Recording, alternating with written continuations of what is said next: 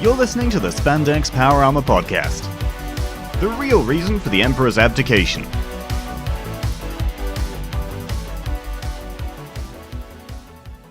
Hello and welcome to the Spandex Power Armour podcast. I'm Rex, with me is Kamen Ranger, and we're hopping right into this. Oh boy. This episode we are talking about Neo-Heisei. For those who are out of the loop, Neo-Heisei is the term we give to, well, Heisei Kamen Rider, past decade I believe. Oh, I thought it was what we gave to the regime that controls post-cyberpunk Japan. I think it's both. I think cyberpunk Japan ends as soon as the Emperor abdicates. They're going to go back to Edo next time.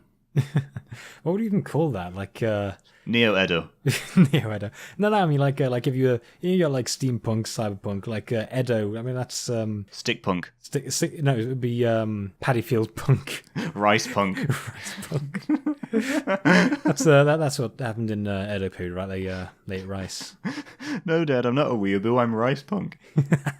Noodle punk. I mean, I've seen Seven Samurai. There's rice in that, right? Yeah, it's a rice punk movie. You know, it's going to be really embarrassing if it turns out that Seven Samurai was set in, like, just post-Edo or just pre-Edo period Japan, and I got that completely wrong. Oh, and all these film boffins are going to be like, whoa, these guys are complete rank amateurs. It is not a rice punk picture. Actually, it took place the month before Edo period came into effect, so technically... the shogunate at the time was actually called Bakuhatsu Sama. Chantachi. Or Bakachantachi wa. I don't know anymore. Yeah, for two people who run a podcast on Japanese stuff, we have very little knowledge of actual Japanese stuff. Well, I don't need to remember the names of the emperors. I mean, think about it in the UK. How many people know all the names of the prime ministers from the 19th century? Or early 20th century? Well, there's Winston Churchill, there's... Thatcher. Thatcher. That's about it. John Major kicked around for a bit. Gordon Bennett. He was a prime minister, right? Gordon Bennett? I don't know anymore, but our politics are boring, especially in comparison to Neo-Heisei. And before we kick into it, we'd like to remind you this podcast is sponsored by TokuToyStore.com. Consume, buy. They've got action figures. You like action figures? You can buy Neo-Heisei action figures. If you don't like action figures, then what are you doing listening to us? What are you doing? They're cool. It's like dolls, but manly? Manly dolls. You can buy manly dolls at Toku Toy Store. And those just called real dolls? No, think something less manly. Oh. Okay. We're talking manlets. Polly Pocket. Oh, I'd kill for a tiny X8 in my pocket. Just like, yeah, Tiny Rider. That's cute. Now we know which one was the bigger man-child. Send your nudes to me. Send your action figures to me. I like action figures. Oh, we got a tangential arm in the promo. This is peak Spandex Power Armour. We are not even getting into the main subject here. Oh, man. It's like what happens when a show jumps the shark, and then they're just kind of doing... the same old things, like with us, every sentence is going to be a tangent, and then every 10 seconds, Rex is going to say standard Sentai fare. We're changing topic as quickly as Doggy Kruger's accent changes in Power Rangers SPD. Seriously, it starts off American, then just goes back to Kiwi. Yeah, I still maintain that's just an alien trying to do an human accent thing. And yeah, that definitely makes sense. Mixing two together, that works, right? I think it does. And so anyway... Riders. So we'll just go into a bit of background on Rider Heisei. Well, see, there are these blokes, right? And sometimes they ride bikes, but not all the time. Actually, for a lot of the later riders, they barely rode those bikes at all. Yeah, I mean, Double rides the bike fairly often. Drive doesn't ride a bike at all. He drives. I drive. So, do you fight? Do you transform? I drive. God. So, Heisei was quite an interesting period for rider stuff, because they decided to experiment into what defined Kamen Rider. And so during Kuga, they tried to rebrand it as a new thing. It was like a new hero for a new millennium or something like that. Yeah. And new hero, a new legend. So they made this semi-perfect Yusuke Godai, who actually there were some episodes detailing his flaws, but we could do 5 hours on Kuga. Boy. And so that set the standard. And then there was Agito, which didn't do well. Well, it wasn't that bad. It was just kind of... I suppose it's just kind of middle of the road, I suppose. Yeah. And they experimented more with Blade and Ryuki. I think Blade's actor experimented just more than a little bit. Oh dear lordy.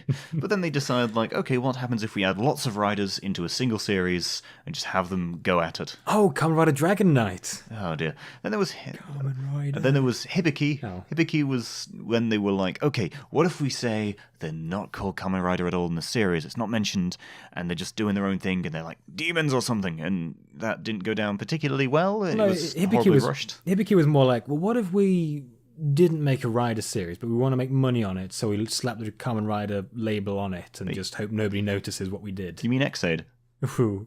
No, Hibiki was. Hibiki doesn't even use a belt to transform. Yeah. He just uses a little thing.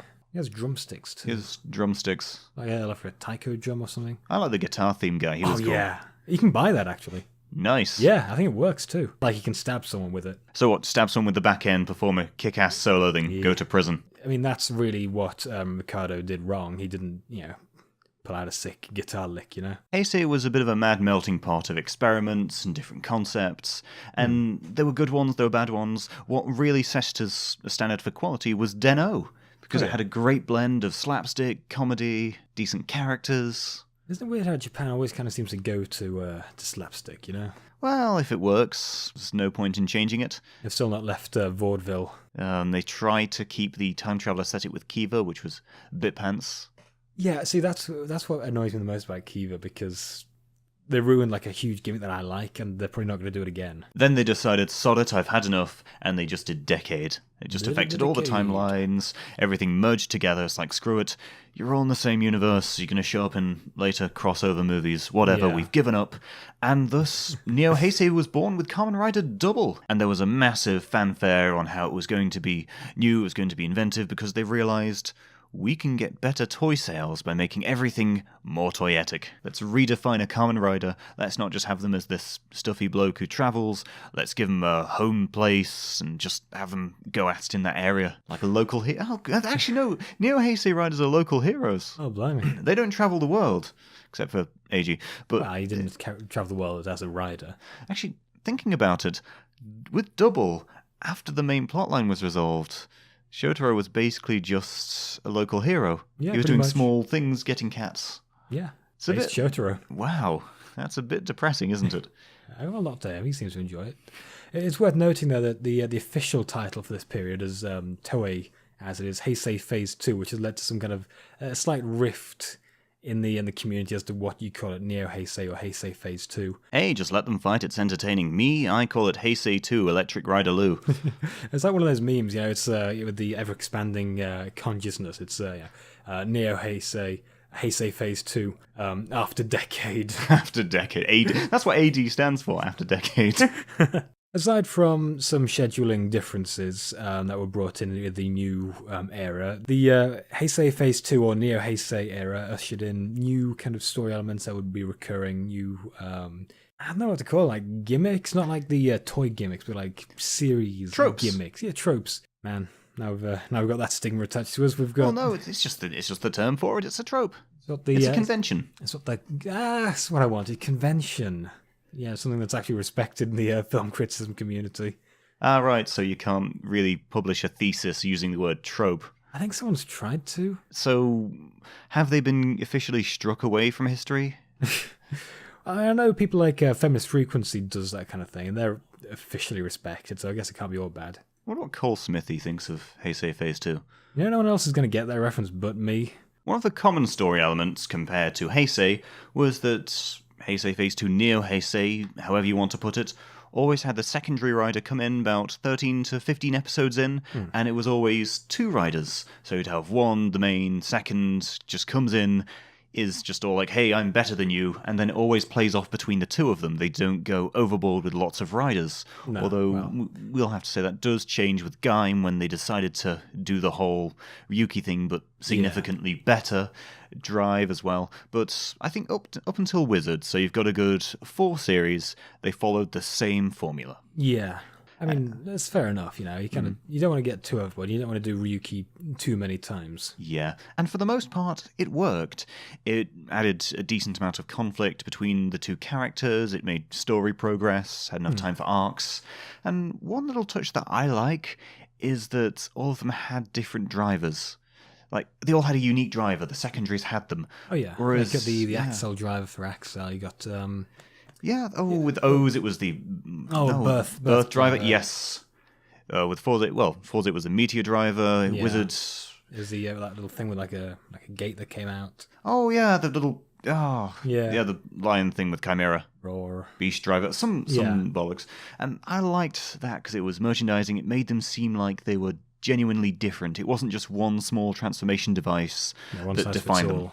Yes, whereas you see in Gaim, they all had the same driver, just different devices, and they explained like the specific forms with it being bound to their genes or some rubbish. With Drive, it was always Chase and Mark who had the same driver. They just used different things. And Ghost, did they use Icon? Well, the Ghost drivers in Ghost? Did he use that hand thing, did Spectre? No, Spectre had the same driver, but Necrom had the wrist-mounted coffee machine. Oh! Well, are we in each other's heads right now? Unfortunately. Are we double? Hey, you know what I'd like? Go on. A coffee machine voiced by Peter von Gum. Like, he actually says when the coffee's ready. It's got English versions, Japanese versions. Like the Peter von Gum talking coffee machine. Did he do coffee adverts? Yeah, I think he did coffee ads. Yeah. And people were like, why is the coffee guy a transformation device? Just think about that. Like, you get little Nespresso coffee pod things. You get him voicing that. Middle-class people will just snap that up. You get a gruff-voiced man saying that coffee's ready. You will drink that coffee and you will like it. I'd be down with that. I don't even like coffee. You can just persuade everyone. Peter von Gong could persuade Mormons to drink coffee. He just got that much of a sexy voice. And the trend for identical drivers continued in Xade because they're like, hey, look, everyone has drivers. And I think they have a gimped one for the Chronicle players. But with actual Xade, it's just the same gamer driver. And that gets on my nerves a bit. It's just kind of boring, you know. I mean, come on, dude. You can sell more toys. I suppose it makes sense if they're being produced by a company for this kind of thing. At least you got the what was it, the Buggle driver thing? Oh yeah, the Buggle driver for the villains. Yeah. And Poppy. She is a villain. Although it's some strange thing in Build where with a secondary rider, it is the Build driver, but then he just slots a big dragon thing on it. It's like the extreme memory from Double. Just yeah, slots on. I find that always a bit strange because it's like, okay, you've got the baseline belt, here's another toy to slap on, then you slap the other devices in.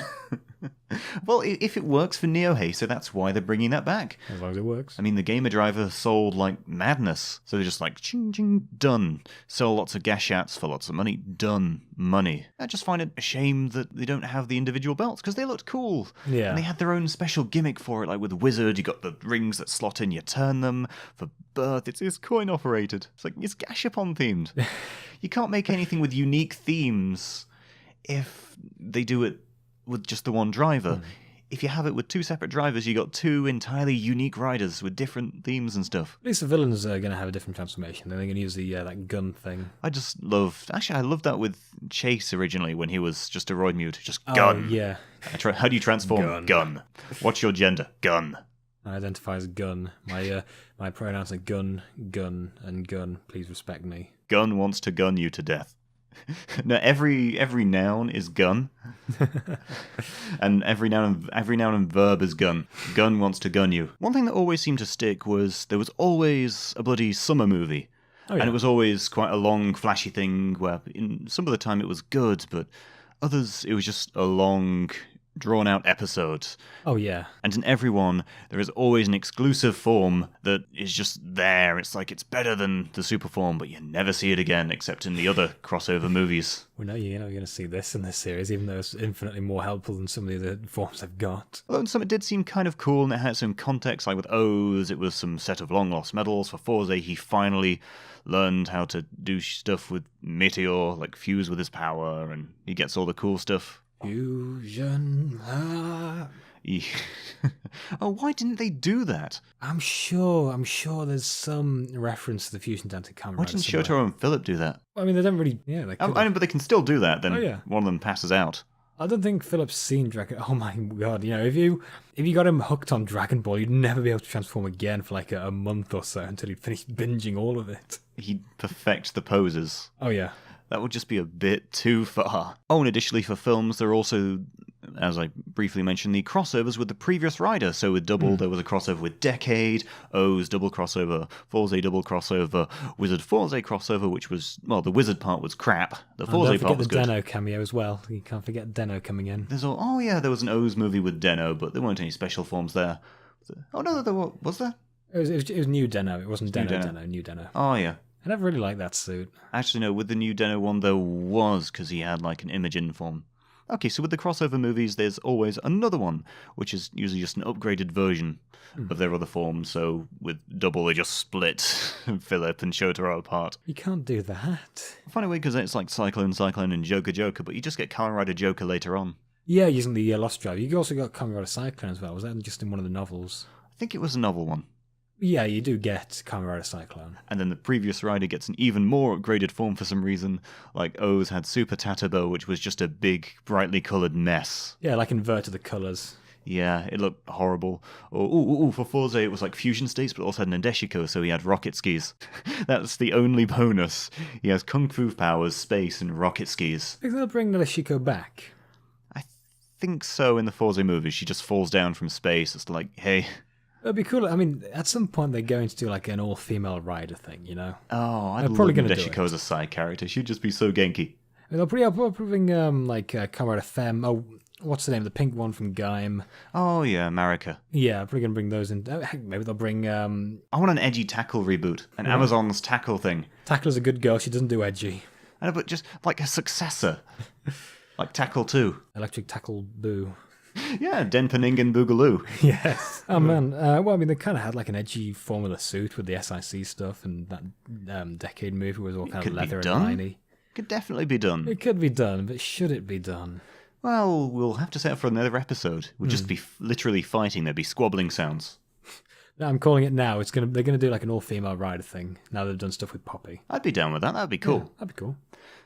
Yeah, and again, with like always trying to merchandise exclusive things. Oh yeah. They have the Hyper Battle videos, which is like just DVD releases where, oh, you've lost your transformation stuff. Guess you're going to have to use this exclusive toy. Buy the toy. Wah, wah. Just buy the toy. And they really went to town on that. Yeah. Just, here, have all the multimedia. Just give you everything. Here's movie exclusives. Actually, Net movies. Yes. Oh, I forgot to mention, of course, in the crossover movies, the special form they get there shows up in the series for some random reason. They have that kind of intertextuality, you know? But it's never mentioned again. Boy. Never mentioned again. And I'm just like, wait, was I supposed to remember this? Because if I don't watch the movie, how am I going to know if that was... Oh, look, this random plot point shot out of the blue. Why does Fourze have 2 rockets? Why is there a broken double driver? Just buy the toy. It hurts. Just buy the toy. It hurts. Buy the toy and it'll all be better. It's bizarre. Buy the toy. Just buy the toys. And though I may be wrong, if I am wrong, I don't know, throw feces at me or something. I'm on it. Following the Hyper Battle ones, there were the V-Cinema releases. And those gained a lot of traction with Drive, as in the Chase ones, the Mac ones. Heart had one as well. That was pretty good. I like the Chase one. And so here's their own little... Were they feature-length?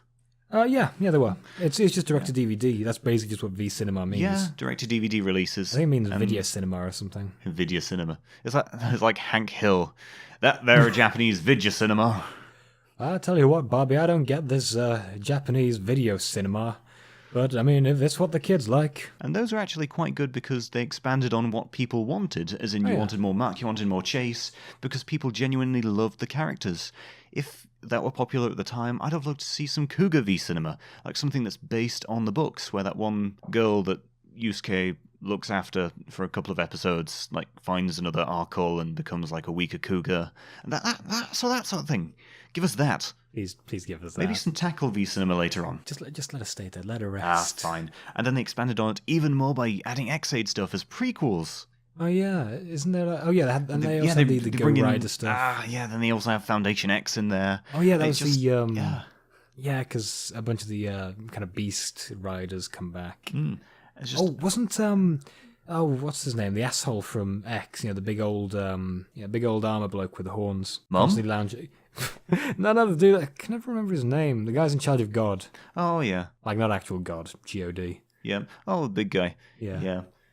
But it just adds to me more to the actual plot. It's like, okay, this is successful. Let's make more money off it. More DVD sales. And they didn't actually force any too special forms for those X-Aid ones. I think it's because you can only stick so much content into TV release. So I think they do the V-Cinema just to make some money on the side, but then just expand on the damn story. I think you're giving him a bit too much credit there. I know, It but really is just to make money, my man. What are you going to do in the 21st century? Make novelizations? Remember novelizations of video games? They aren't fun. You want more things. At least just tie in DVDs. I suppose, but they're really just doing it to make money, my dude. Shame. I can still be optimistic, though. Just very, very toyetic. Another thing they brought in was the kind of more uniform naming for the belts. So whereas in the Heisei, you'd have something like the Arkle belt or Phase gear, or in the Showa series, you'd just have the Typhoon, the double Typhoon, the what was the Super helmet. That's what I'm calling Rider Man's.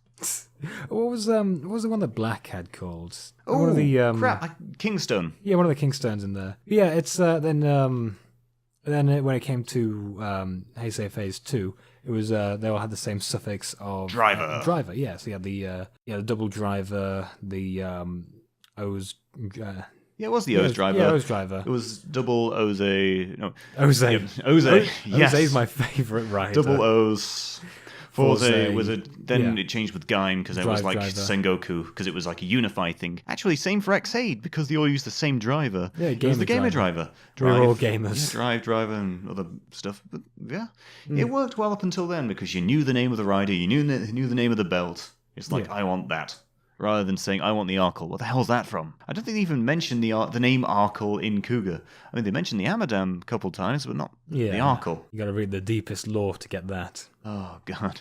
Only by reading the toy catalogs 2 days after release will you know the true name of the belt. Otherwise, you can't order it. The exclusive catalogs are only handed out in like one toy fair. Executives are only invited to within a 5-minute window. Yeah. It's like how Kraftwerk used to operate in their studio. They had a phone that doesn't ring because they felt it got in the way of things, and so Ralph Hutter would only answer the phone at a certain time. I think it was 9 o'clock. Right. As in, it didn't have a ringer, but I think at 9 o'clock. 9 sharp. As soon as the clock hit 9, he would pick up the phone and answer it. And if no one's called, or if there's no voice, he just puts it down. You have to call another day. It'd have to be there for 9 sharp. Blimey, O'Reilly. I know. They just do that. They have to hand out the toy catalogs. That's why we wait so long for the scans. And as previously stated, when they went more toyetic, they also introduced gimmicks. Woo! Buy more toys. They've been slowly kind of getting more and more gimmicky. Like to begin with, you had the Gaia memories, and you had started off with 6 Gaia memories. Then you got the Fang one, the Extreme one, that kind of thing. Yeah, that's fine. Yeah, you can collect them all. Comes with a case. You can just have them. Then you got the O medals, and how many? There's 9 for each greed, and then there was. It was mad. And there was the dinosaur ones. You had a load of those, but because of how they were just little discs. They didn't seem that toyetic, They realised after a decade that, well, we might as well sell these things individually, or at least get them, gash up on things, because it's just a bit more money on the side. You got things like the Astro Switch, which is just basically fidget toys. Oh yeah, it was. Yeah. And Kengo was actually fidgeting with one. Crap, that's quite weird, actually. Yeah, the wizard rings, that kind of thing. Lock seeds, fine. Then it got a bit more obviously toyetic when you got the shift cards, which are basically just mini Hot toys. Wheels. Yeah, it's Hot Wheels. They even had moving wheels. Oh yeah, and you got the signal bikes as well. The icons were a little better. The Rider Gashats. They're cool. Yeah. I think it's more the way they work that makes them cool. I don't look anything like game cartridges though. Well, I mean, maybe in some parts of Japan, game cartridges had handles and triggers. Like, you had to press a trigger to actually turn it on because it had its own power supply. And then you put that in there. I actually don't remember the Pokemon cartridges having one of those, because they were the ones that had their own batteries in them. Someone can mod them in. Oh, yeah, I think Pokemon Pinball had its own little battery section for the so Rumble feature. Yeah, and the like the normal ones had it so you could save. Oh, for saving, stuff. yeah. Man, that was a really long time ago. Japan are living in the past. I mean, I know that Nintendo control everything, but cartridges, man, they're old. Well, I mean, Nintendo have gone back to cartridges with the Switch, you know. Well, I think it's just an SD card, isn't it? Still a cartridge. Man, flash memory isn't even fast. Loading times must be insane. I'm not rich enough to buy a Switch. I think they're all gone in this country. They've all just sold out or been bought by one person to make a fort out of Switches. Or please donate to our non-existent Patreon. Actually, he got it all from Patreon money, so he can lick all of the cartridges. Oh yeah, they added that kind of bittering agent to it. What if they did that to the Gashats? Do not lick Gashat. Gashat tastes awful. Yeah, Dan would probably do that. Oh my god, imagine that as a plot. I made them all bitter. They're just as bitter as I am. That's a really great way to avoid a lawsuit, actually. You straight up say there is a bittering agent in it, do not lick it. Here is a deterrent that we do which chemically says, no, this is a bad thing. And people still lick it anyway and choke? Well, it's not our fault. We tried to tell you on an instinctive level as well. Can't sue us. So Nintendo is secretly run by CEO Dan with his CEO plan. Yes, just waiting for a Dangerous Zombie port. Dangerous Zombie's going to be on everything. It's like Skyrim. It's just going to be on everything. Resi 4. Actually, Todd Howard is Dan Carotto. No. That's the only way to explain it. Yeah, behold, Skyrim for your driver. What would the Skyrim Gashat could be called? Yeah, it'd be some sort of... Ooh, let me think. Remastered fantasy, Skyrim. Pair de mods. New water textures, Skyrim. Horse armor. No, wait, hang on. Another common toyetic trope in Neo-Heisei, it was in most of the Neo-Heisei series, was annoying little robots. And they were just there to sell more toys. Not that annoying. I mean, the ones in Double helped out. You got the spider watch. Okay, you mean in Double, the gadgets that were used once in an episode and never used again? I'm sure they used the snail goggles twice. One was a flying phone. And that was it. Little bug flying phone. That was only there just as an extra toy. Screw it. That's there. Okay, so it was just the gadgets. Where did they get those from again? Was it Shroud who gave them to them, or was it just something they had? I think it was Shroud. Yeah, because Shroud was giving Axel his stuff. Have a beetle phone. I have a belt that wields the power of concepts of everything. Beetle phone. Big bad beetle phone. Oh dear, and in O's, they were Candroids, which were cans. You know, they used them a lot more. Oh, yeah, they were actually used as tools, as in the vending machines actually dispense them, and there's this wonderful scene in O's that probably took up all the budget, where he's riding the motorcycle on a massive bridge made of flying Candroids. Oh, yeah. That was amazing. Don't they use that in the opening as well? Yeah. You gotta get their money's worth. It's like, well, we had this scene, just stick it in there. Yeah. And to be honest, those actually served a purpose. They weren't just terrible gadgets. They used those intelligently. They'd have the bird ones scouting around for things. And it's pretty neat. Birth used like a bear one to detect when. Oh yeah, no, he's one of the gorilla ones. Oh, it was a gorilla, not a bear. Yeah, it did the arm thing. I was just thinking big butch screaming thing. But enough about Date. The Candroids were genuinely cute. I like those. They were really good. Can't really say the best about Forza though, because they were some strange hybrid of little independent droid mixed with gadget. Yeah, well, they were based on fast food as well. You got the milkshake one, the fries one, the like a burger one, burger meal. Then there was this little carton of chicken nuggets, and each of the little nuggets was a little robot, and they can be used as spy cameras. I mean, the Tendy bots. They were just making it obvious. Hey guys, McDonald's sponsorship. It wasn't even that. It's that McDonald's is sponsoring them. It's more that as like a kind of stereotype of high school students of going to McDonald's or Wookdonald's if you're watching anime. Wookdonald's, what is this? Set on Kashyyyk? But no, they just go to a fast food place and eat. But no, it's anime versions of a fast food place. You got Wookdonald's, Wookie D's. It's Wookie D's. I'm pretty sure they've got a Wendy's thing called Tendies or something like that. It's beautiful. It's these discount. They're great. It's the point where it's surprising, when you see something like JoJo and they actually have Pepsi, actual Pepsi on a billboard. Forza was the first series I started with for Kamen Rider, and even when I looked back and saw what they did in comparison to the CAN droids, the Fu droids were just crap. They were just useless. It's like, okay, look, you can stick one of the switches in them and they do things. I think the most use they got was in like those end slates where you got like the one of them projecting like end credits or something like that up. Yeah, that's about it. They were just crap. They were just obvious crappy gimmicks, and it was terrible. Yeah. Terrible. For Wizard, however, they had more of a purpose. As in, they were like little creatures that were assembled from a sprue after using a spell, and it was really cute. I think they were meant to be something like familiars or something like that. Yeah, little familiar spirits. Like you had a little, I think there was a Pegasus one, and there was a dragon one, definitely. Bad guy had a Cerberus. It was cute. They were kind of useless and obvious gimmicks, but yeah, it was cute. I didn't mind them. There was some weird gorilla one, some golem thing. I was at some golem that made the god-awful toy chest for you to stick the rings in. For Drive, just why with the shift cars? They have personalities, but they're also Hot Wheels. As in, just in the plot, these Hot Wheels cars that are able to move on their own have advanced AI and technically a personality. Yeah, how sentient are they? Because one of them is sentient enough to kind of become like a rogue cop when his partner's killed. Or you can have PTSD. Why would you want a Hot Wheel with PTSD? Well, I mean, that's basically Drive for the first couple of episodes. Yeah. Turns out the cure for depression is power armor. You didn't know this? Oh, come on, dude. Wouldn't it? Any time I've been depressed and some weirdo's given me like a belt that gives me power armor, it snaps me right out of it. Yeah, it's like, oh, time to kick some ass. Yeah, when people say, have you tried not feeling depressed? Nah, blood, just give me a belt or like a wrist brace that gives me superpowers. I'll do it. I did like how Drive had a little wrist brace. It was a change compared to just belts for Neo-Heisei. It was different.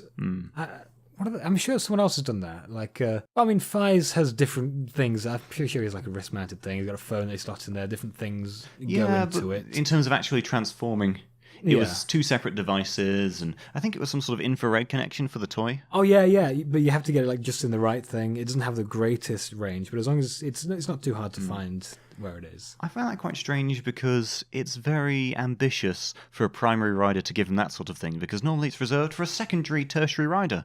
Like, again, see the wrist-mounted coffee machine for Necrom. No, I really appreciate the drive. The engineering in that is, if any of the drivers deserve an award, it's that one. It's very, very well made. I love it. I love the lighting. Yeah, it's a good toy. Little spinny LED things that make the faces. It's great. One thing I kind of wish they would bring back, had brought back with Heisei Phase 2 they didn't, was ending themes. I really love ending themes. Oh yeah, like they had a little chill song at the end of Cougar. Yeah. I mean, like, they do have like a little ending jingle thing, like a double has that. That's more just phasing into the preview. But like an actual song that rolls with the credits, like in Sentai. Yeah, because they still do. I don't understand why. But maybe they'll bring it back in Build. Probably not. But that would be really, really cool. As long as they make sure it's got a decent tone. Because Rider was dark as hell. Like one of the first show ones I saw was black, and of course they had this long, slow, solemn ending theme. Oh man! Like it's got to remind you, like, hey, everything's kind of going to crap. It's dark. We got to keep that mood. Whereas in Sentai, you have to do a song and dance to dance the trauma away. Let's dance. But imagine if they did that in Neo-Heisei. So I know from Hibiki onwards, they were like, no, let's not have that because it's unnecessary, cheap, I guess. And so imagine that in Xaid, like after Kyria dies, see you next game, then suddenly happily dancing. Sing and dance with us after the commercials. Kamen Rider doesn't want to get that sort of air, so it's not like we're back in the Showa era with imagine that was Shin after the Shin Kamen Rider movie. You'd see Shin dancing with the guy's head he just ripped off. And we just zoom in, we just see a single tear running down his face. Yes. Actually, thinking about it, because we said a while ago that Rider and Sentai were changing slots. Was it Rider that was going first? Oh man, I think so. Yeah. Because then I'm thinking, because if that goes first, kids will see it first, and it'll have to set the tone. So maybe Build will be more light-hearted, and it might actually have a dance sequence. I'd love that. If it was all science-themed, think Xaid, but less gaudy. Kamen Rider Nye, the science guy. That would be quite cool, actually. He'd save the world with his million genders. Oh, man. But is that what's in the full bottles? Yes, genders. Rabbit gender, tank gender, Gatling Gorilla gender. Diamond gender. Please tell me there's an attack helicopter full bottle. That's us put on some kind of watch list by the Anti-Defamation League. We laugh at everything here. They also changed the kind of official English kind of writing of the logo from Masked Rider to Kamen Rider. Ah, yes. So when they exported it to the West with the various ports to, well, it's usually the Philippines or Hawaii or France occasionally. Yeah. It was always marketed as Masked Rider so-and-so. Masked Rider. And then they just Masked gave up as soon as Rider. Double hit, and they were like, no, it's Kamen Rider. Just might as well include that because the weebs have taken over.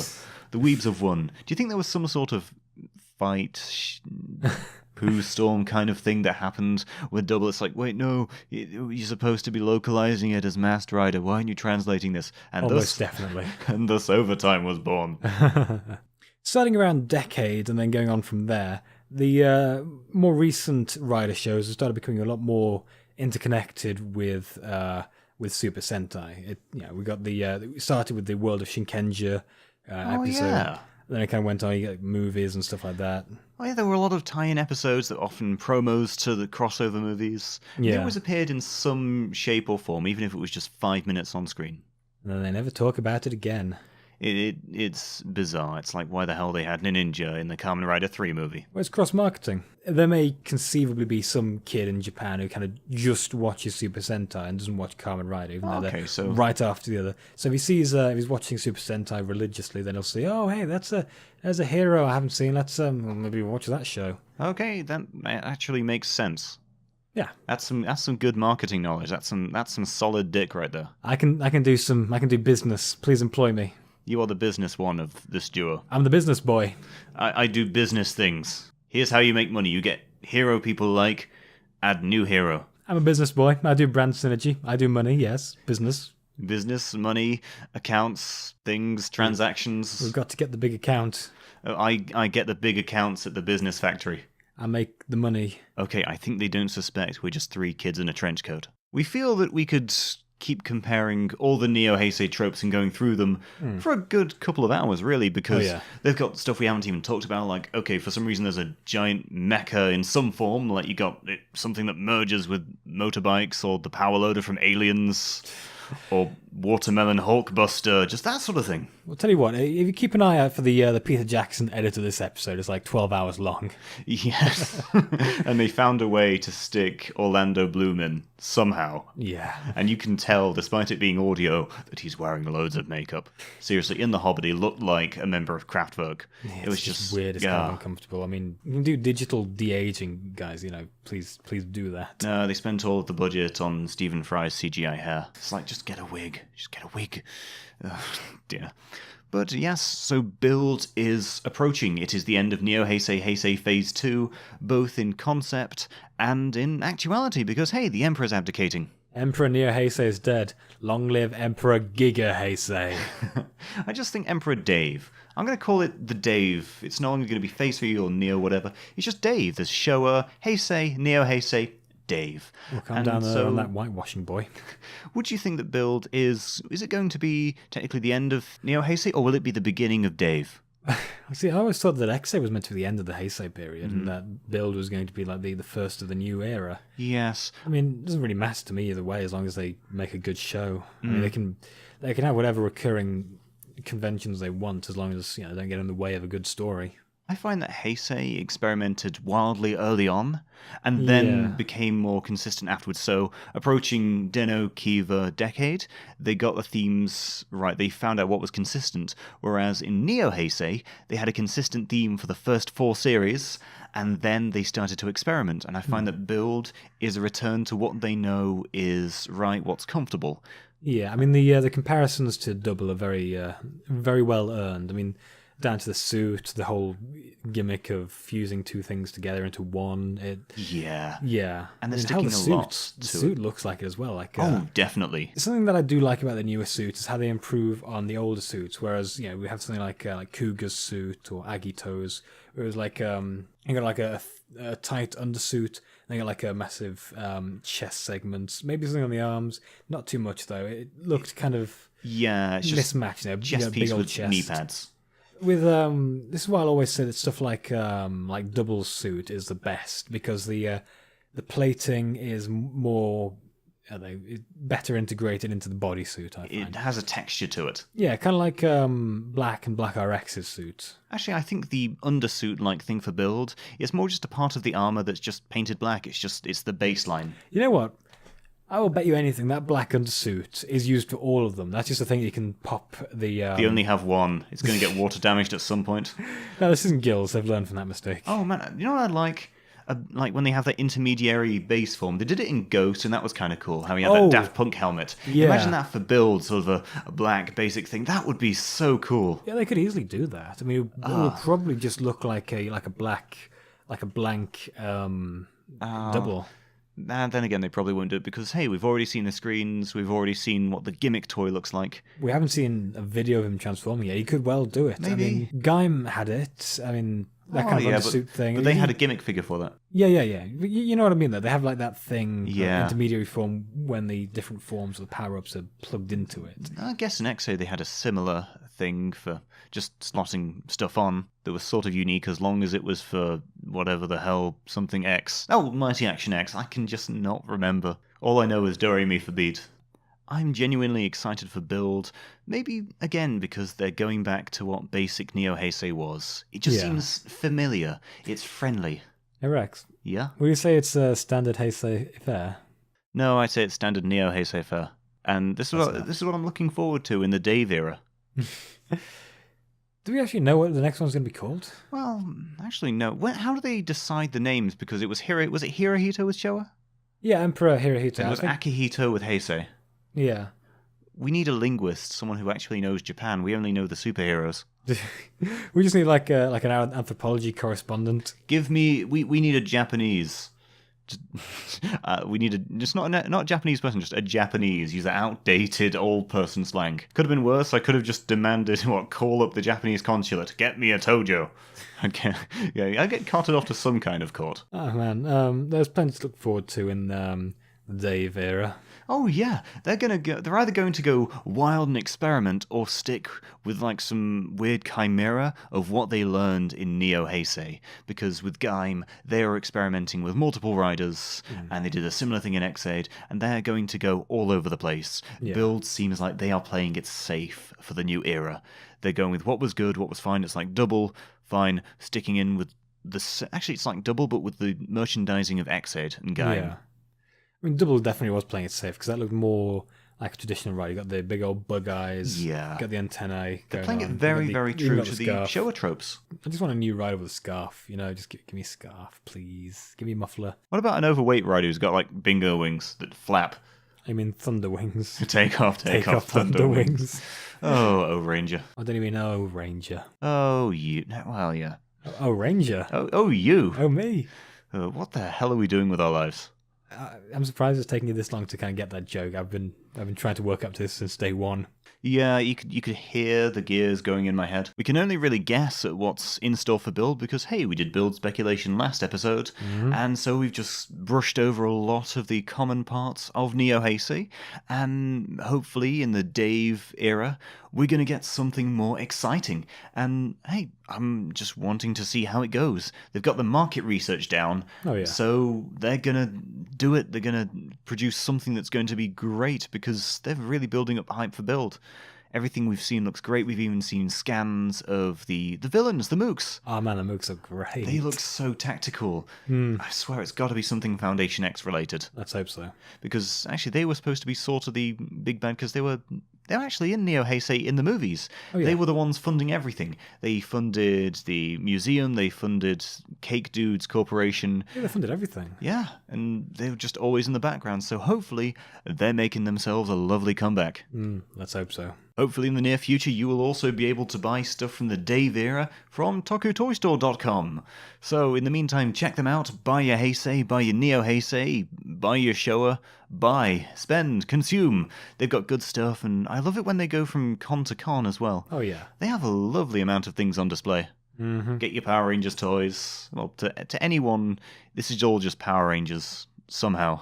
Son, you're watching those Power Rangers again.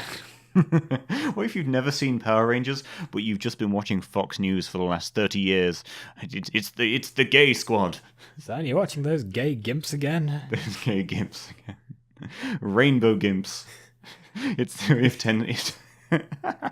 Tarantino did Sentai. Rainbow Gimps. They all had massive boots. No.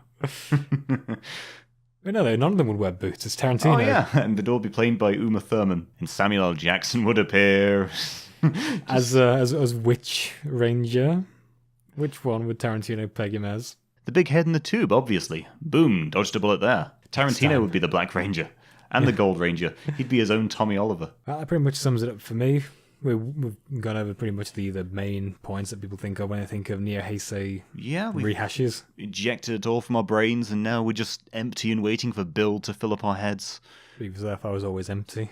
Yes, I'll go. On the inside. We still need to catch up on X-Aid so we can do a great big old X-Aid send-off special. We talk about it. Well, I'll talk about it. You'll weep in the corner. We can erect a shrine to Waifu Poppy. Well, you can.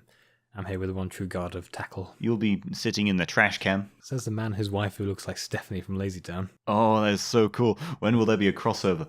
Never. Who'd win the fight between Dan and Robbie Rotten? See, now this is something I really want to have now. This is just a discontinued Icelandic children's show crossed with a Japanese superhero program. Are you a real rider villain? You just see Hibiki like, well, technically, nah. Have you ever tried a driver? Have you ever used a kick? Have you ever kicked a superhero like a real rider? Someone's going to have to do some post about that eventually. I don't know, they could do it with Takeshi Hongo. I am Rider 1, hey! Rider number 1. Oh, God, that would be amazing. Here's a little lesson in rider kicks. My foot is going in all of your dicks. Just angry old man. He's not even teaching anyone. He's beating up the newbies more than the actual monsters. It's what was going through his head with the Showa versus Heisei movie. This is net movie Rider 1. He does not care about Heisei. He's like one of those old guys that's retired and doesn't really have to care. He just kind of turns up at his place of work sometimes because he did a lot and they can't send him away. I killed 50 men. I kicked 50 monsters. Oh, Jack, I blew my kneecaps off. Dear, when will the tangent alarm sound? Never, because we have now reached the end. I hope you guys have enjoyed it. If we've missed anything or want to weigh in on what you expect Kamen Rider Build to be like, message us on Facebook, Twitter, YouTube, SoundCloud if it isn't dead yet, and just follow us on all of them and we'll actually get in touch, we'll respond. We'll dedicate a couple minutes in the next episode to respond to you. If it's like a really fun pun, we'll just talk about puns the entire episode. But hey, give us your input. We thrive on it. Please tell us exactly how we're wrong. Please tell us what to do. We're scared. We're scared and alone. We ran out of content 5 episodes ago. So this is Rex, signing off. Stay fabulous. Keep on riding, folks.